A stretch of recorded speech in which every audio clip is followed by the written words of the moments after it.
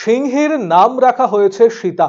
হিন্দু দেবদেবীর নামে পশুর নামকরণ, যা ধর্মীয় ভাবাবেগে আঘাত করেছে। সুতরাং নাম পরিবর্তনের বিষয়কে সামনে রেখে শুক্রবার জলপাইগুড়ির সার্কিট বেঞ্চে মামলা দায়ের করল বিশ্ব হিন্দু পরিষদ।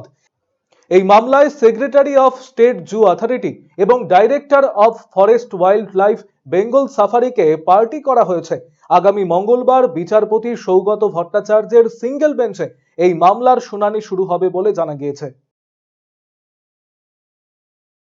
পরে একটা প্রেস বিজ্ঞপ্তি হয় যে এই প্যান্থেরা লিও যে লায়ন আছে, যেটা সায়েন্টিফিক নাম হওয়া দরকার ছিল, সেটা না করে দুটো আলাদা নাম, হাউস নেম দেওয়া হয়। একটাতে হলো গিয়ে সীতা এবং আরেকটাতে নাম দেওয়া হয় আকবর। এই জন্য আমাদের বিশ্ব হিন্দু পরিষদের থেকে সেখানে একটা অবজেকশন দেওয়া হয় যে কেন এই সীতা নামটা ইউজ করা হলো। সীতা আমাদের ধর্মীয় ভাবাবেগের জন্য আছে, সেই নামটা ইউজ যাতে না করা হয় এবং নামটা যাতে চেঞ্জ করা হয়, সেই জন্য অথরিটির এগেনস্টে আমরা আজকে হাইকোর্টে পিটিশন ফাইল করেছি। পিটিশনটা অ্যাকসেপ্ট হয়েছে। আগামী 20 তারিখে পিটিশনটা ফাইনাল হিয়ারিং।